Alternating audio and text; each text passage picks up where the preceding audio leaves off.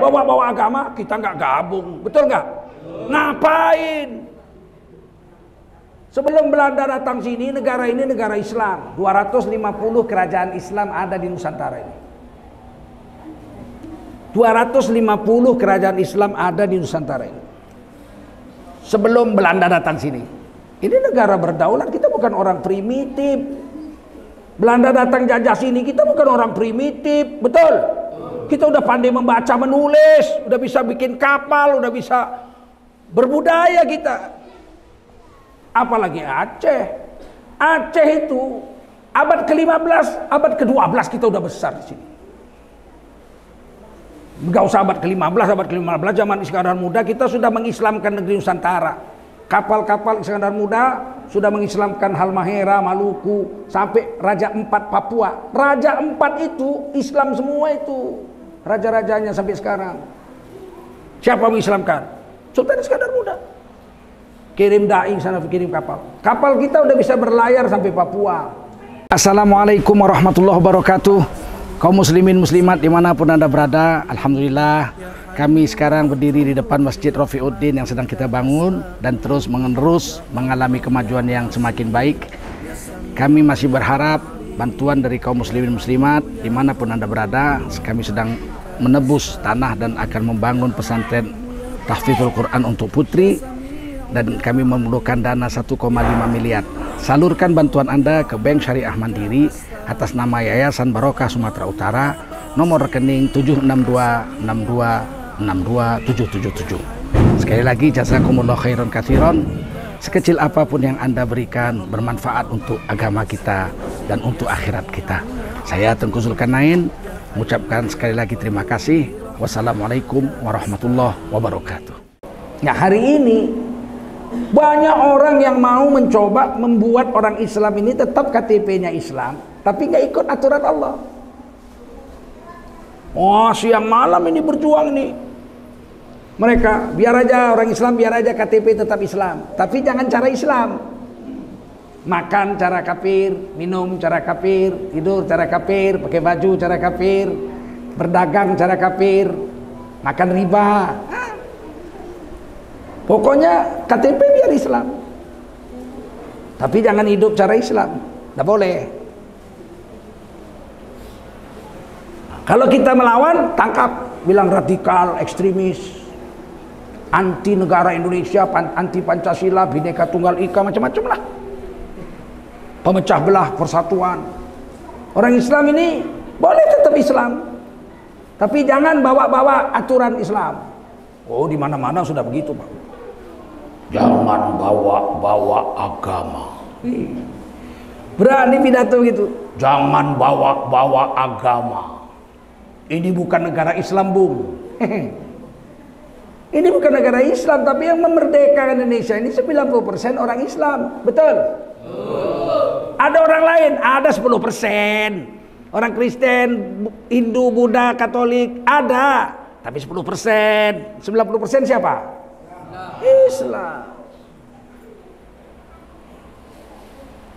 Kenapa kita mau bergabung dengan Negara Kesatuan Republik Indonesia?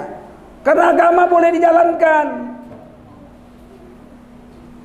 Kalau waktu merdeka 17 Agustus bilang, ini negara merdeka namanya negara Indonesia, tapi nggak boleh bawa-bawa agama, kita nggak gabung, betul nggak? Ngapain? Sebelum Belanda datang sini, negara ini negara Islam. 250 kerajaan Islam ada di Nusantara ini. 250 kerajaan Islam ada di Nusantara ini. Sebelum Belanda datang sini. Ini negara berdaulat, kita bukan orang primitif. Belanda datang jajah sini, kita bukan orang primitif, betul? Kita udah pandai membaca, menulis, udah bisa bikin kapal, udah bisa berbudaya kita. Apalagi Aceh. Aceh itu abad ke-15, abad ke-12 kita udah besar di sini. Gak usah abad ke-15, abad ke-15 zaman Iskandar Muda kita sudah mengislamkan negeri Nusantara. Kapal-kapal Iskandar Muda sudah mengislamkan Halmahera, Maluku, sampai Raja Empat Papua. Raja Empat itu Islam semua itu. Raja-rajanya sampai sekarang. Siapa mengislamkan? Sultan Iskandar Muda. kirim dai sana, kirim kapal. Kapal kita udah bisa berlayar sampai Papua. Negara kita ini dulu, negeri Aceh ini. Dan kita merdeka, kita bisa dagang dengan Turki. Dan diakui oleh Turki Osmania kerajaan kita. Bahkan Aceh lebih dulu ada daripada kerajaan Turki. Turki Osman itu berdiri abad ke-15, kita 12 sudah ada di sini. Duluan kita 300 tahun berdiri dari Turki. Ini sejarah. Tahun 1200-an sudah ada kerajaan di Aceh namanya Kerajaan Sumudra. Orang Arab menyebutnya Sumudra, orang Indonesia menyebutnya Kerajaan Rajanya orang Melayu sini, orang sini asli. Namanya Merah Silu. Di mana? Di Gedung. Di Gedung. Bukan kerajaan Pasir, kerajaan Sumudra. Pasir di Perlak. Duluan kerajaan Sumudra. Rajanya Merah Silu. Setelah jadi raja, dia minta pengakuan dari Khalifah Bani Abbasiyah ke Mekah. Tulis surat, diterima Masyarif Mekah. Diangkatlah beliau menjadi khalifah di tanah Nusantara ini. Diberi namanya sama dengan khalifah Islam waktu itu di Mekah, Syarif Mekah, namanya Malikus Soleh. Malik As-Soleh, raja yang soleh. Merah Silu diganti namanya jadi Malikus Soleh. Kita abad ke-12 sudah jadi kerajaan. Turki setelah abad ke-15. Duluan kita masih zaman dinasti Abbasiyah. Udah ada Aceh. Anaknya Malikus Zohir. Malikus Zohir 1, Malikus Zohir 2. Ketika Malikus Zohir 2 pengeliling dunia, Ibnu Battuta sampai ke sini, ke Aceh, singgah di sini. Ditulis di Rihlah Battuta. Saya baca langsung. Sampai ke kerajaan Sumudra, sholat Jumat dengan rajanya jalan kaki, ibadah Jumatnya dipakai madhab Imam Syafi'i, pulangnya naik gajah. Tentara Samudra, kerajaannya punya tentara gajah. Pergi khutbah Jumat, pergi sholat Jumatnya jalan kaki, sunnah kan, pulang naik gajah. Rajanya Malikus Zohir 2. Ditulis dalam Rihlah Battuta. Anaknya namanya Zainul Abidin. Cheng Ho datang sini. Jadi kita duluan dari Cheng Ho dan duluan kita. Udah generasi raja ketiga. Baru Laksamana Cheng Ho datang sini. Itu jenderal kerajaan Ming di Cina sampai sini. Singgah di Sumudra. Singgah juga ke sini. Itu dikasih lonceng kita Cakradonya. Masih ada loncengnya ya. Itu yang ngasih Raja Ming. Jenderalnya Islam, Laksamana Cheng Ho. Oleh Laksamana Cheng Ho, Pangeran Samudra yang keempat ini, Zainal Abidin, dibawa ke Cina, disekolahkan lah. Mau diajar naik kuda, diajar menulis, membaca, diajar bikin irigasi, bikin sutra, macam-macam. Raja kan dulu harus pintar. Bawa oleh Laksamana Cheng Ho. Tapi wafat di sana. Ditulis dalam sejarah Cina, Cainuli Apitingki. Cainuli Apitingki. Orang Cina mana bisa bilang Zainul Abidin, Zainul, Cainul. Tapi orang Cina nggak ada huruf mati di belakang, mesti tambah ekor. Cainuli Abidin Apitingki.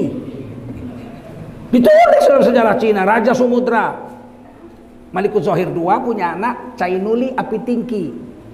Zainul Abidin dibawa sekolah oleh Cheng Ho tapi mati di sana. Akhirnya penggantinya raja perempuan. Kuburannya masih ada di Gedung. Ketika terjadi pertikaian, karena nggak lama kemudian berdiri kerajaan di Perlak, namanya Kerajaan Pasai. Bersaing oleh khalifah di Mekah. Ngapain kalian bersaing sama-sama Islam? Kawinkan aja anak kalian, dikawinkan. Anak Raja Samudra dikawinkan dengan anak Raja Pasai. Kerajaannya jadi Kerajaan Samudra Pasai. Itu udah generasi kelima. Turki belum ada. Maka ketika kemudian dinasti Abbasiyah ambruk, bangkit dinasti Osmaniyah Turki, Kita dengan Turki hubungan baik, kita diberi meriam. Panglima kita dikirim ke sana, dilatih jadi panglima besar lah, angkatan laut, Laksamana Malaha. Ya, diajar di sana itu, bukan diajar di sini. Artinya naik kapal dari Aceh udah sampai Turki, kapal kita udah sampai Turki. Kita negara kaya Pak, waktu itu bisa mendakwahkan Islam sampai ke Papua, Raja Ampat sampai ke Halmahera. Kerajaan Tidore dengan Ternate itu diislamkan Sultan Iskandar Muda.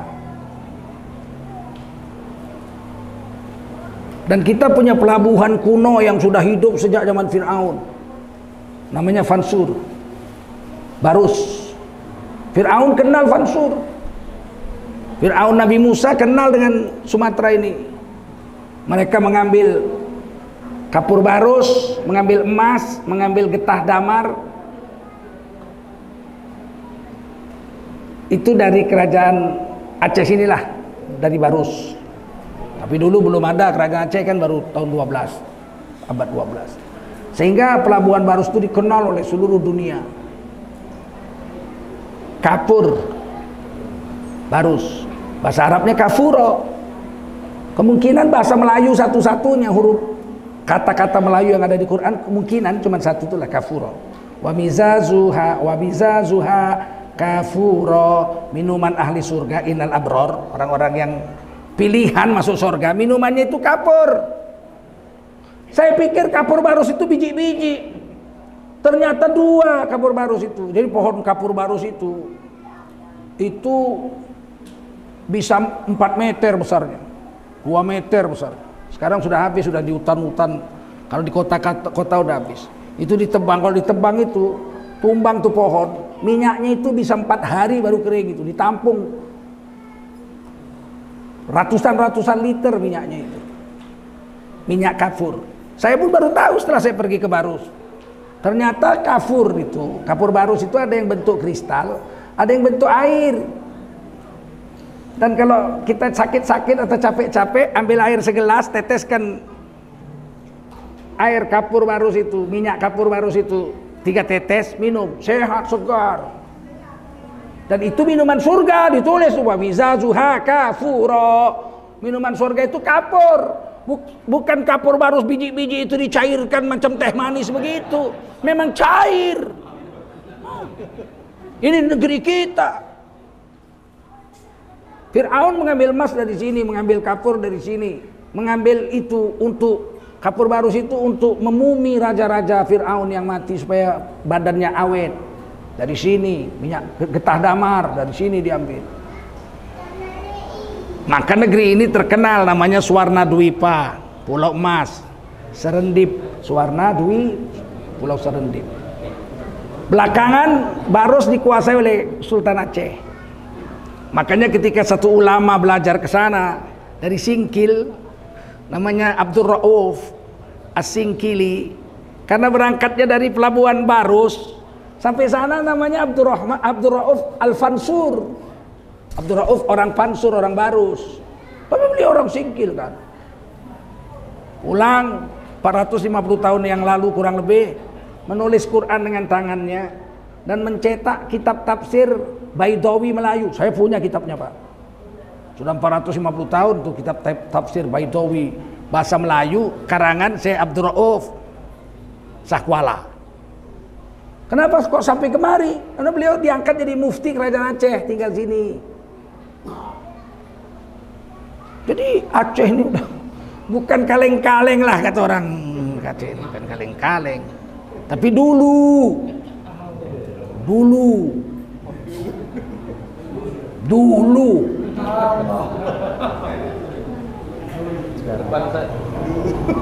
sekarang jangan tanya.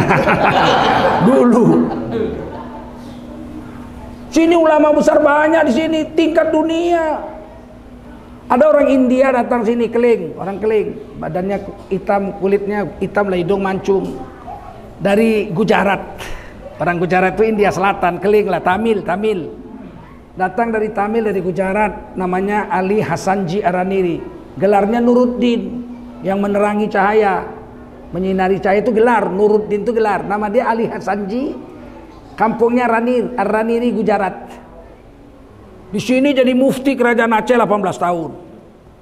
Mahir berbahasa Melayu, mengarang kitab Bustanus Salatin, Taman Raja-Raja, sejarah tentang Raja-Raja Aceh, dan mengarang kitab fikih namanya Siratal Mustaqim. Masih ada kitabnya, saya punya. Setelah 18 tahun, beliau pulang ke Gujarat dan wafat di Ranir.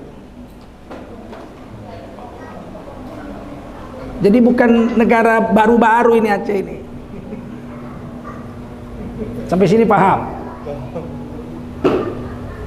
Waktu Belanda datang sini kita udah punya senjata, udah punya meriam, udah punya pistol, udah punya senapang. Pikir Belanda kita cuma pakai rencong sama kelewang aja. Anggap remeh Belanda. Dikuasai itu masjid raya kita itu. Baitur Rahman dikuasai sama Belanda, Koller namanya. Jenderal Koller. Dirayapi sama satu orang kecil umur 18 tahun. Dirayap, jarak 100 meter, pup, kena dadanya mati. Koller mati ditembak, bukan mati direncong. Kita udah punya senapang, bukan kaleng-kaleng orang Aceh. Dari mana kita punya senapang? Dari Turki.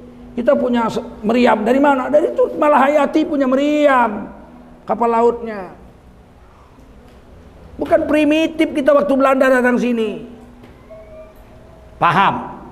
Ada 250 kerajaan. Di Aceh aja berapa banyak? Samudra, Pasai, Lingga. Lingga ada di Takengon sana. Di sini ada kerajaan Aceh. Betul nggak? Kita kan belum data. Di Aceh Timur 3. Di Aceh Timur 3, Banua Raja, Seruai, Sungai Yu. Buyut saya, anak Raja Seruai kawin sama anak Raja Banua Raja. Namanya Tengku Jue. Dikawini oleh buyut laki-laki saya, Tengku Haji Muhammad Soleh, mufti kerajaan Serdang, dibawa ke sana. Lahirlah Tengku Rafi'ah, nenek perempuan saya. Saya orang Tamiang, nenek saya. Orang Aceh saya. Tiap tahun saya pulang. Istananya masih kami rawat itu. Istana Banua Raja di Kuala Simpang itu masih kami rawat. Masih ada bendera Aceh di situ. Pedang Saracen itu masih ada warna merah itu. Masih ada kami pakai situ di istana itu. Raja terakhir paman saya Tengku Sulung diculik komunis PKI tahun 1946, nggak dapat jenazahnya. Revolusi sosial habis semua dibunuh raja-raja Sumatera Timur. Di Sumatera Timur 18 kerajaan Islam yang kemudian gabung dengan Tapanuli menjadi Sumatera Utara. Dulu Sumatera ini satunya gubernurnya, Gubernur Aceh, Mr. Haji Muhammad Hasan, Tengku Haji Muhammad Hasan, Gubernur Sumatera pertama merdeka Indonesia.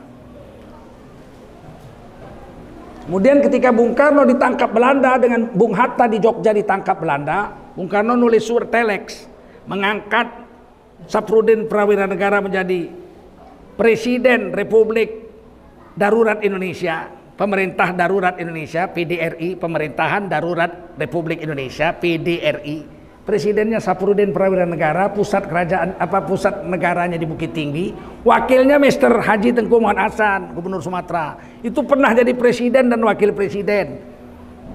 Pemerintah Darurat Republik Indonesia setahun sampai tahun 50. Tapi nggak pernah dipasang fotonya di Istana Negara. Pejabat bupati 2 minggu aja digambar itu. Pejabat bupati 2 minggu ada gambarnya, betul nggak? Pejabat pemerintah darurat Republik Indonesia setahun nggak ada gambarnya sana. Ini penghapusan sejarah yang luar biasa.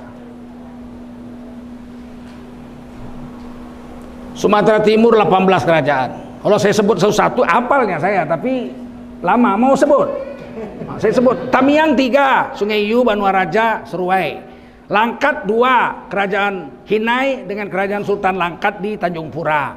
Udah berapa? 5. Kerajaan Delhi 6. Kerajaan Serdang 7. Kerajaan Bedage 8. Kerajaan Tebing Tinggi 9. Kerajaan Indrapura 10. Datuk 5 Laras 11. Kerajaan Asahan 12. Kualoh 13. Merbo 14. Kota Pinang 15.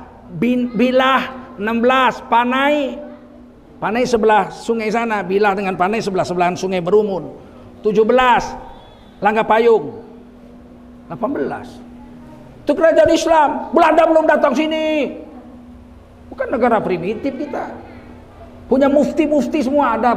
Mufti itu kepala pengadilan agamanya. Kan raja, sultan megang pemerintahan, yang megang agama namanya mufti. Kalau sini muftinya pernah Hasan Ji Araniri, pernah juga Syekh Abdul Rauf As-Singkili. Sini muftinya. Jadi kita itu bukan kaleng-kaleng.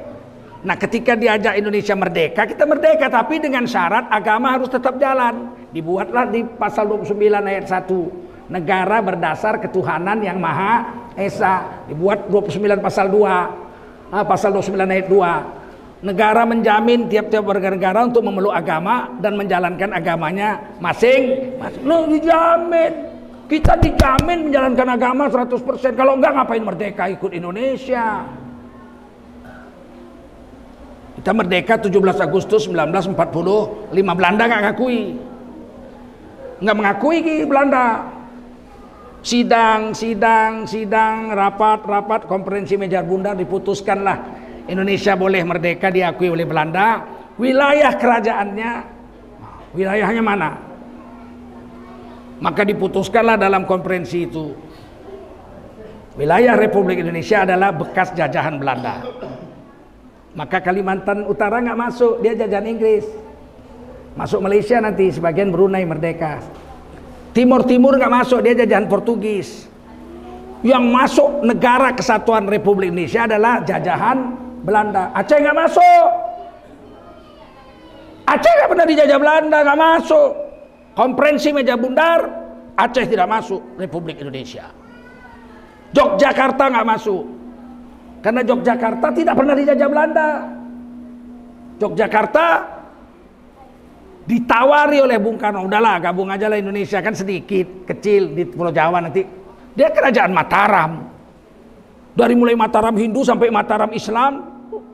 Dan dilantik oleh Khalifah Islam. Sultan Hamengkubuwono X pada Kongres Umat Islam kelima di Yogyakarta 6 tahun yang lalu pidato bahwa kerajaan Yogyakarta ini, kerajaan Mataram, raja pertamanya Sultan Hamengkubuwono I, itu dilantik oleh Sultan Khilafah Islamiyah Turki. Surat pelantikannya itu selembar kain hitam kelambu Ka'bah, tulisannya La ilaha illallah, dan selembar kain hijau tulisannya Muhammadur Rasulullah. Disimpan sampai sekarang masih ada. Digelarlah dia khalifah ing tanah Jawi Hamengkubuwono. Khalifatullah ing tanah Jawi, khalifah Allah di tanah Jawa. Tidak bisa dipungkiri, itu sejarah. Oleh Bung Karno ditawari, udahlah Jogja ikut aja lah negara Indonesia, meskipun tidak masuk dalam perjanjian meja bundar. Kami dikasih apa kalau ikut Indonesia? Kata Bung Karno, Sultan Jogja diberi daerah istimewa budaya Jawa. Sultannya jadi gubernur otomatis sampai meninggal dunia, nanti diganti oleh anaknya turun-temurun. Tidak ada pemilihan gubernur di Jogja. Gubernur Jogja adalah Sultan. Janji dengan Bung Karno, ikutlah Sultan Jogja. Ternyata udah masuk, nggak dikasih. Tidak dijalankan itu perjanjian. Aceh didatangi juga oleh Bung Karno. Ayolah Aceh. Daripada negeri sendiri kecil, gabung Indonesia, kita jadi negara Islam terbesar di dunia. Dari Sabang sampai Halmahera, belum masuk Merauke. Papua belum. Papua masuk kita tahun 63, diakui 69. Diakui PBB, Papua masuk negeri kita adalah tahun 1969. Setelah perpera penentuan kehidupan rakyat sendiri Papua, diadakan referendum, orang Papua milih gabung Indonesia, nggak milih gabung Belanda. Jadilah Papua ikut kita tahun 1969. Waktu itu baru sampai Maluku aja. Mau ulama-ulama kita, ketua PUSA, Persatuan Ulama Seluruh Aceh, ya, terus Abu Tengku Daud Bereh. Mau kalau gitu oke, masuk Indonesia. Tapi ingat ya, kita daerah istimewa. Saya itu SD masih ingat saya. Provinsi di Indonesia 26. Timur-timur belum masuk. Itu kan yang ke-27. Masuk ke Indonesia tahun 75. Timur-timur itu. Karena Pretilin berantem sama faksi-faksi yang ada karena Portugis pulang. Negara miskin, ngapain dipertahankan? Udah miskin sedikit lagi. Ulang Portugis, berantem mereka sama mereka. Minta tolonglah ke kita melawan Pretilin. Paksi Timur-Timur diterima sama Pak Harto. Karena waktu itu Portugis komunis. Bahaya ini nanti ke Indonesia nih. Mempengaruhi, diambil sama Pak Harto. Oke, kalau mau ikut gabunglah tahun 1975. Timur-Timur menjadi provinsi yang ke-27. Aceh ditawari mau. Tapi daerah istimewa, saya ingat betul tuh. Provinsi pertama DI Aceh, daerah istimewa Aceh. Provinsi kedua Sumatera Utara. Provinsi ketiga Provinsi Sumatera Barat. Waktu itu namanya Sumatera Tengah. Riau belum ada. Provinsi Jambi belum ada. Masih Sumatera Tengah. Setelah pemberontakan PRRI, datanglah pimpinan tentara pusat Kaharudin Nasution. Masuk lewat Riau perang melawan PRRI di Sumatera Tengah. Didirikanlah Provinsi Riau. Ternyata setelah gabung Aceh dengan NKRI, cuma namanya aja daerah istimewa Aceh, istimewa agama, tapi nggak jalan syariat Islam. Tidak jalan, diminta nggak dikasih, diminta. Tapi daerah istimewa namanya daerah istimewa, kenyataannya tidak. Sempat pecah perang tahun 53.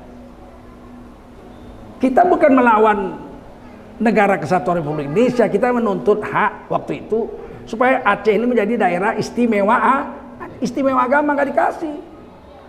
Barulah setelah perjanjian Helsinki, baru aja zaman Pak SBY ditandatanganilah oleh Presiden Indonesia Pak SBY dengan pimpinan kita yang di Swedia, Asantiro, tanda tangan. Aceh menjadi negeri yang melaksanakan syariat Islam. Namanya Nanggro Aceh Darussalam. Barulah kita bisa hukum cambuk. Ada polisi syariah. Mana ada polisi syariah di Republik Indonesia? Kecuali di Aceh. Belum sempurna. Ya nantilah kita sempurnakan. Tugas kalian lah yang mudah-mudah menyempurnakannya. Betul nggak? Mana ada lahir terus jadi dewasa. Bayilah dulu, kasih minum susu ya. Besar dewasa baru sempurna, betul nggak? Tapi landasannya sudah ada. Negeri Aceh Darussalam menjalankan syariat Islam di dalam bingkai negara kesatuan Republik dan tidak melanggar hukum undang-undang dasar. Karena pasal 29 negara berdasar ketuhanan yang Maha Esa. Pasal 29 ayat 2 negara menjamin tiap-tiap warga negara untuk menjalankan agama 100%. Sampai sini paham? Paham? Nah ini yang sekarang mulai dihancurkan. Dalam agama itu yang penting ibadah saja ibadah. Kan kita nggak diganggu, ibadah kan boleh. Kalau cuma ibadah, penjajah Belanda pun nggak ngelawan kita. Kalau cuma ibadah kita boleh sama penjajah Belanda. Mau naik haji disediain kapal sama Belanda. Betul?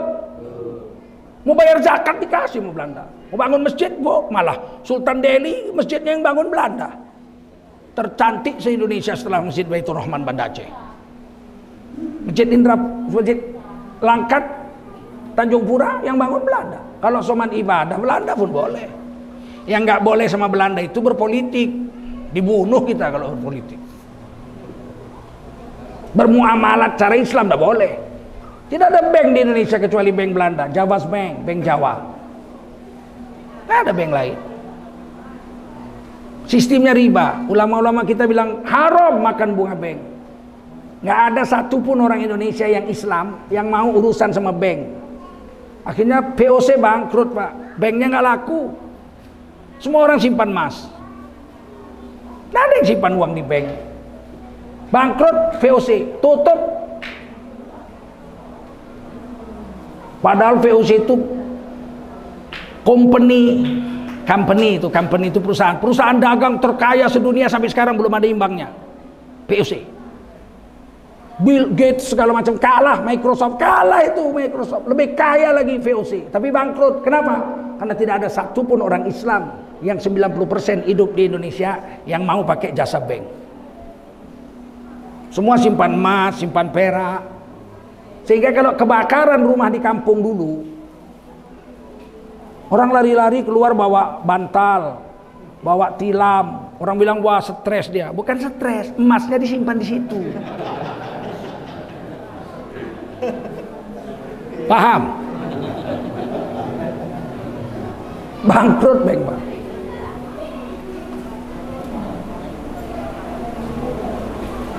Tahun Soekarno berkuasa tidak ada bank Islam. Terpikir aja nggak mau bikin bank Islam. Terpikir aja nggak.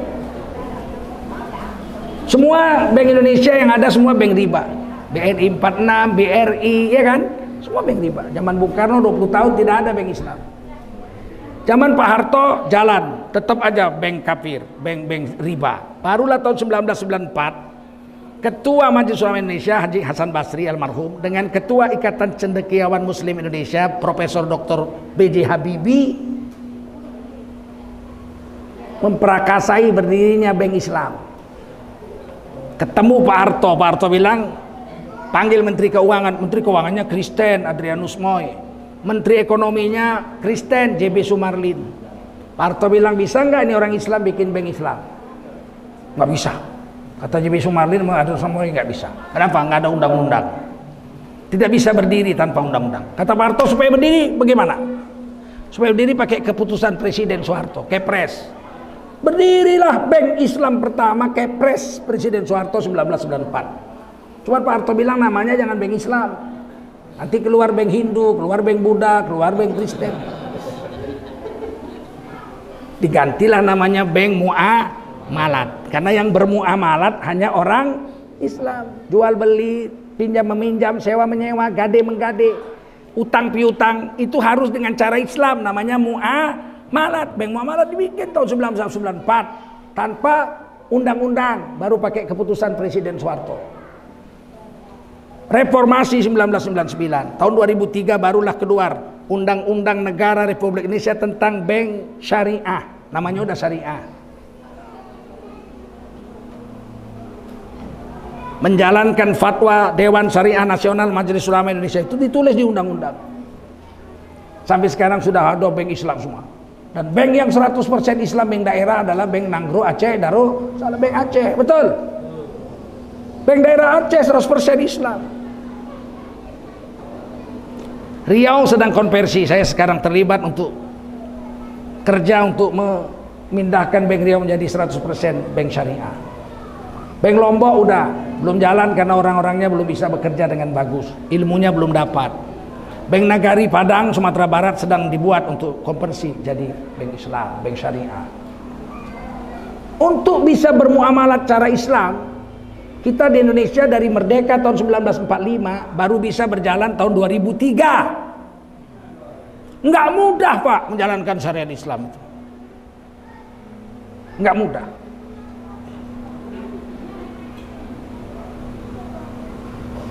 Nikah talak rujuk.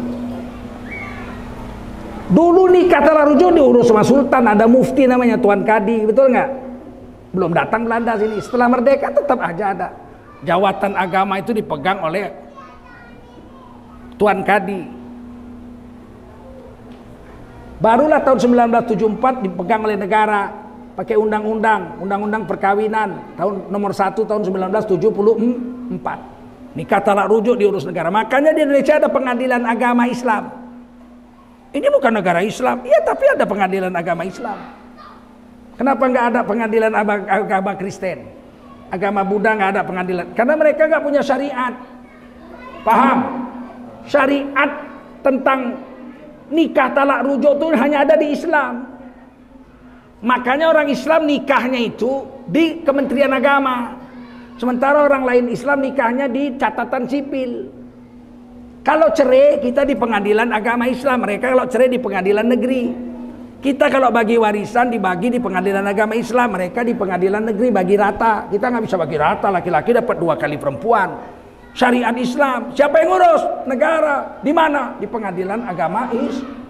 Kan hebat perjuangan, tapi lama Pak, baru tahun 1974 bisa. Sekarang yang belum jinayat, hukum pidana belum. Sebagian sudah, karena hukum KUHP itu, Kitab Undang-Undang Hukum Pidana Indonesia itu berasal dari hukum Islam, hukum adat, dan hukum agama. Membunuh dibunuh sudah ada. Sudah ada membunuh dibunuh, tinggal hakimnya berani nggak menjatuhkan hukuman mati. Mencuri potong tangan belum. Saya dengan kawan-kawan udah diskusi tahun lalu untuk membuat draftnya diajukan ke DPR supaya pencuri ini, kalau mencurinya seharga perisai 400 dirham, kira-kira 2,5 juta sekarang, terbukti di pengadilan ada bukti ada saksi mencuri 2,5 juta, hukumannya potong tangan. Kita baru mau ajukan, baru ngomong udah ribut se-Indonesia. Nggak boleh, DPR nggak setuju. Iya, karena kalau jadi mungkin tangan DPR yang paling banyak dipotong. Tapi itu perlu diperjuangkan. Kenapa? Karena negara rugi memberi makan pencuri-pencuri itu. 1 tahun katanya 30 triliun ngasih makan maling. 30 triliun setahun. Bagus bikin pabrik susu, pabrik baja, betul nggak? Kita kemarin ini bulan lalu pemerintah Indonesia utang 7 triliun utang dari Bank Dunia. Udah nyeret kali kata orang Jawa. Nah, 7 triliun ini utang. Kan parah betul udah. Kalau 1.000 triliun utang lumayan ya enggak? 7 triliun utang. Ngasih makan maling 30 triliun. Bagus maling dipotong tangan suruh pulang. Kau udah terbukti yang mencuri, udah pulang. Di penjara berapa tahun nggak usah, pulang aja berobat ke puskesmas, makan tanggung sendiri. Nah, selesai. Tapi mana berani DPR-nya bikin begitu. Maka perlu dipilih DPR yang soleh-soleh, yang tahu agama dipilih, supaya mereka berani mengeluarkan undang-undang. Mencuri di atas 2,5 juta, potong tangan, selesai. Nggak keluar biaya. Betul. Penjara 10 tahun, kasih makan 10 tahun. Wah, enak betul. Pakai listrik, pakai air pump ya. Potong cek, pulang udah, bungkus pakai Handy Plus ya kan. Belum berani kita buat itu perjuangan, dan itu boleh. Kenapa? Karena pasal 29 ayat 2 negara menjamin tiap-tiap negara untuk memeluk agama dan menjalankan agama masing-masing. Ini yang saya mau sampaikan. Jangan kendor. Dari 34 provinsi hanya Nanggro Aceh Darussalam yang jelas-jelas ditandatangani boleh menjalankan syariat Islam. Tinggal kita mau nggak? Mau Pak, ngeri syariat Islam. Orang Islam kok ngeri. Nanti mencuri potong tangan, berzina dicambuk. Jangan berzina, kan aman. Sampai mati nggak dicambuk, orang nggak pernah berzina. Mabuk dicambuk Pak, ya nggak usah mabuk. Kan aman, betul nggak? Saya takut Pak kalau nanti mabuk dicambuk. Ya nggak usah mabuk. Apa hukum Islam harus ditakuti? Memang Allah harus ditakuti. Fattakun narallati waquduhan nasu wal hijarah uiddat lil kafirin. Takutlah kamu sama neraka. Karena neraka itu dijanjikan Allah untuk orang-orang kafir. Disuruh takut. Kalau nggak takut dengan korupsi, mencuri, uang bansos diembatnya, coba kan jahat kali itu. Bantuan negara untuk orang-orang miskin dimakannya. Kita 3M, menjaga jarak, mencuci tangan, memakai masker, 3M. Dia 17M, suka limbat. Enak kali. Kan bejat betul tuh, harusnya hukum mati itu. Yang dicurinya jatah orang miskin. Harusnya kan dipancung lehernya itu. Betul. Dipancung nggak kira-kira? Orang dia mencuri bagi-bagi kok. Mana ada orang mencuri miliar-miliar makan sendiri. Zaman modern ini Pak, kalau korupsi pasti rame-rame, gotong royong. Nggak mungkin korupsi. Ini Asabri 23 triliun. Asuransi ABRI Angkatan Bersenjata Republik Indonesia yang dikorupsi 23,7 triliun. Nggak mungkin makan sendiri, mungkin. Bawaannya pakai apa kalau 23 triliun? Dipikul. Mesti rame-rame, betul nggak? Ini BPJS. Diduga yang dikorupsi BPJS Tenaga Kerja 43 triliun. Mungkin sendirian itu? Bukan mencuri ayam. Mencuri ayam aja sekarang berkawan. Satu bongkar kandang, satu lihat-lihat ya nggak? Ada orang apa nggak? Bisa sendiri. 43 triliun sendiri, nggak mungkin sendiri. Nah, ini yang saya mau beritahu. Semangat kita Pak menjalankan syariat Islam ini untuk negeri, minimal untuk negeri Aceh Darussalam. Walaupun di negara yang di provinsi lain boleh, tapi pribadi-pribadi, negara menjamin, betul nggak? Istri saya pakai cadar, negara menjamin. Saya pakai jubah, pakai negeri, boleh nggak? Yuh, negara menjamin, betul? Betul nggak? Negara menjamin. Saya mau pakai bank Islam, negara menjamin. Makanya bank negeri Aceh ini menjadi bank syariah 100%, betul nggak? Ngapain bawa syariat Pak? Negara menjamin. Supaya kita makan halal, jangan makan riba. Karena makan riba itu dosanya seperti berzina dengan ibu kandung sendiri. Nggak mau kita itu. Kalau gitu kita bikinlah bank kita 100% Islam. Boleh. Kenapa boleh? Negara menjamin. Pasal 9 ayat 2. Justru yang melarang itu yang berarti melanggar Undang-Undang Dasar 1945. Semangat. Semangat nggak? Semangat nggak? Berani nggak syariat Islam? Nanti kena cambuk Pak. Lah jangan. Nanti mabuk dicambuk. Jangan mabuk. Pasti nggak dicambuk sampai mati. Kholwat berdua-dua sama bini orang dicambuk. Ya jangan berdua-dua sama bini orang, berdua-dua sama bini sendiri. Pergi ke pinggir laut sana berdua-dua sampai pagi sama bini sendiri, nggak akan ditangkap itu. Datang polisi sana, tangkap kamu berdua-dua. Ini istriku kok. Mana? Ini KTP kami nih. Oh iya, satu rumah ya. Iya, satu alam. Oh iya, maaf. Polisi syariahnya minta maaf. Ngapain kalian di pinggir laut berdua-dua? Ya terserah kami lah, orang istriku kok. Tapi kalau istri orang dicambuk lah, ya jangan bawa istri orang. Nggak akan dicambuk sampai mati, betul nggak? Apa sih susahnya hidup ini dengan agama? Dengan agama lah kita jadi mulia. Ketika kita menjalankan agama, kita orang yang sukses. Wa may yuti'illaha wa rasulahu faqad faza fawzan 'azima. Siapa yang seumur hidup taat dengan aturan Allah dan Rasul, orang itu telah sukses dengan kesuksesan yang agung. Mudah-mudahan kita termasuk orang yang sukses. Amin. Ya Allah ya Basir, ya Sami'u ya Alim, ya Hayyu ya Qayyum bi rahmatika astaghith.